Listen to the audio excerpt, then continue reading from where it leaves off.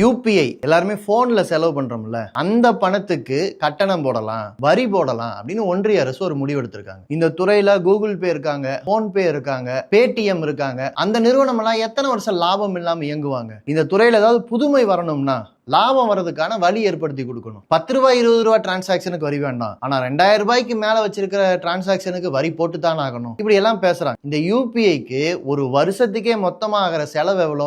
1700 கோடி அதிகபட்சமா. ஆனா வரக்கூடிய வருமானம் எவ்வளோ? 3500 கோடி வரைக்கும் வருது. இந்த திட்டம் கூகுள் பே நிறுவனத்துக்கும், பேடிஎம் நிறுவனத்துக்கும், போன்பே நிறுவனத்துக்கும், இது மாதிரி இந்த துறையில களமிறங்கி ஏற்கனவே லாபத்தோட இயங்கிட்டு இருக்கிற நிறுவனங்களுக்காக செய்யக்கூடிய சட்ட திருத்தம். யூபிஐ எல்லாருமே போன்ல செலவு பண்றோம்ல, அந்த பணத்துக்கு கட்டணம் போடலாம், வரி போடலாம் அப்படின்னு ஒன்றிய அரசு ஒரு முடிவு எடுத்திருக்காங்க. எவ்வளவு ரூபாய் வரிங்கிறது வேற. இது வரைக்கும் அப்படி கட்டணம் போடுறதுக்கே சட்ட ரீதியா தடை இருந்தது. அந்த தடையை நீக்கியிருக்காங்க. கேட்டால் என்ன சொல்றாங்கன்னா, டிஜிட்டல்ல பரிவர்த்தனை பண்றதுல ஒரு ஏதாவது செலவாகுதுன்னா அந்த செலவை மக்கள்கிட்ட இருந்தானே வாங்கி ஆகணும். அதே மாதிரி இந்த துறையில கூகுள் பே இருக்காங்க, போன்பே இருக்காங்க, பேடிஎம் இருக்காங்க. அந்த நிறுவனமெல்லாம் எத்தனை வருஷம் லாபம் இல்லாமல் இயங்குவாங்க? இந்த துறையில் ஏதாவது புதுமை வரணும்னா லாபம் வர்றதுக்கான வழி ஏற்படுத்தி கொடுக்கணும். இதெல்லாம் நாடாளுமன்றத்தில் பேசலை. நாடாளுமன்றத்தில் சட்ட திருத்தம் மட்டும் பண்ணியிருக்காங்க. ஆனால் ஊடகங்களில், ராய்ட்டர்ஸ் செய்தி நிறுவனத்தில், சோர்சஸ் அப்படின்னு பல பேர் ஒரு 0.25% வரி போடணும், 0.40% வரி போடணும், 10 ரூபாய் 20 ரூபாய் டிரான்சாக்சனுக்கு வரி வேண்டாம், ஆனால் 2000 ரூபாய்க்கு மேலே வச்சிருக்கிற டிரான்சாக்சனுக்கு வரி போட்டு தான் ஆகணும். இப்படி எல்லாம் பேசுகிறாங்க.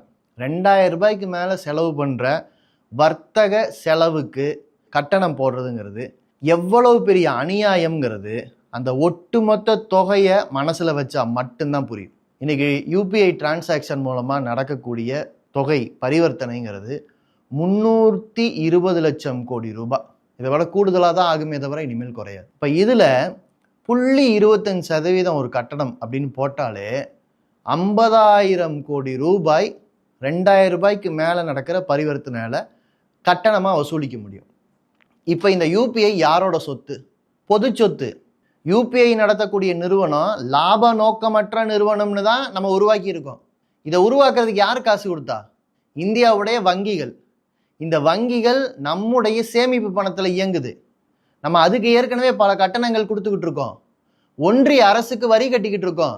ஆனால் இந்த யூபிஐக்கு ஒரு வருஷத்துக்கே மொத்தமாக ஆகிற செலவு எவ்வளோ? 1700 கோடி அதிகபட்சமாக. ஆனால் வரக்கூடிய வருமானம் எவ்வளோ? 3500 கோடி வரைக்கும் வருது. அப்போ ஏற்கனவே அது லாப நோக்கமற்ற நிறுவனம், ஆனால் லாபத்தில் இயங்கிட்டு இருக்கு. இந்த நிறுவனத்துக்கு எதுக்கு 50,000 கோடி 80,000 கோடிக்கான திட்டம்லாம் போடுறாங்க? மற்ற பத்திரிகைகளில் சொல்கிற மாதிரி இந்த திட்டம் கூகுள் பே நிறுவனத்துக்கும், பேடிஎம் நிறுவனத்துக்கும், போன்பே நிறுவனத்துக்கும், இது மாதிரி இந்த துறையில் களமிறங்கி ஏற்கனவே லாபத்தோடு இயங்கிட்டு இருக்கிற நிறுவனங்களுக்காக செய்யக்கூடிய சட்ட திருத்தம். ஒருவேளை இதில் வர வருமானம் அரசுக்கு தான் வருதுன்னு எடுத்துக்கிட்டா கூட, இந்த வருமானம் ஏற்கனவே ரூபாய் நோட்டு அச்சடிக்கும் போது அந்த ரூபாய் நோட்டு அச்சடிக்கிறதுக்கு இருக்க செலவு இருக்குல்ல, அந்த செலவு எங்கேருந்து எடுத்தீங்க? என் பேக்கெட்டில் காசு வச்சு செலவு பண்ணும்போது பேக்கெட் கிட்ட ஒரு சுங்க கட்டணம், ஒரு வரி போட முடியுமா? முடியாதுல்ல. ஆனால் ரூபாயை நான் டிஜிட்டலில் சேர்த்து வச்சா அதில் நீங்கள் வரி போட முடியும். நீங்கள் எப்படி டிஜிட்டல் பணத்துக்கு செலவு பண்ணுறீங்களோ அதே மாதிரி தான் ஒவ்வொரு இந்தியரும் ஃபோனுக்கு ரீசார்ஜ் பண்ணுறாரு, செல்ஃபோனை வாங்கி அதுக்கு செலவு பண்ணுறாரு, இஎம்ஐ கட்டுறாரு.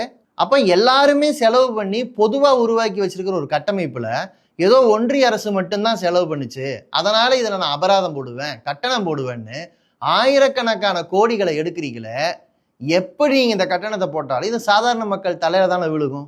அதனால தான் மார்க்சிஸ்ட் கம்யூனிஸ்ட் கட்சி யூபிஐ பரிவர்த்தனையின் மீது எந்த விதமான கட்டணமும் விதிக்கக்கூடாதுன்னு ஆரம்பத்திலிருந்தே எதிர்க்குது. ஒன்றிய அரசு செய்திருக்கிற இந்த சட்ட திருத்தம் இந்திய மக்களுக்கு எதிரானது, பெரும் தனியார் நிறுவனங்களுக்கு ஆதரவானது. உண்மையில் டிஜிட்டல் முறையில் பண பரிவர்த்தனை செய்வதனால நாம் ஏற்கனவே வரவு செலவுக்கு பயன்படுத்திட்டு இருக்கிற நோட்டு சுற்றுக்கு போகும்போது நமக்கு அது பழசாகும், அதை அடிக்கடி மாற்ற வேண்டியிருக்கும். அது இன்னைக்கு குறைவாக அச்சடிச்சா போதும் என்கிற நிலைமை ஏற்பட்டிருக்கு. பணம் யார் கைக்கு எப்படி மாறுகிறது என்பதை பொருளாதார ரீதியாக தெரிந்து கொள்வதற்கான வாய்ப்பு வந்திருக்கு. அந்த வாய்ப்பை பயன்படுத்தி பொருளாதாரத்தை மேம்படுத்துறது எப்படின்னு அரசு யோசிக்காம இந்த தரவுகளையே தனியார் நிறுவனங்களுடைய லாபத்துக்கு ஏற்கனவே திறந்து விட்டுருக்கோம். அதில் எந்த பாதுகாப்பும் இல்லை. இப்போ அதே தனியார் நீங்கள் 2000 ரூபாய்க்கு மேலே வர்த்தக பரிவர்த்தனை செஞ்சால் அதில் கட்டணம் வசூலிப்பதற்கான ஒரு கதவையும் திறக்க சொல்லி நிர்பந்திச்சு அதுக்கு சட்டத்தையும் திருத்தியாச்சு. இந்த சட்டம் எப்படி அமலுக்கு வரும் என்பதை இனிமேல் ஒன்றிய அரசும் பல கார்ப்பரேட் நிறுவனங்களும் தீர்மானிப்பாங்கன்னா அப்போ சாதாரண மக்கள் கிள்ளுக்கீரையா? இந்தியாவுடைய நாடாளுமன்றத்தில் இது விவாத பொருளாகணும். இந்தியாவுடைய நாடாளுமன்றம் சட்டமாக நிறைவேற்றி இருந்தாலும் மக்களுடைய எதிர்ப்புக்கு பணிந்து சட்டத்தை திரும்ப பெற வேண்டும்.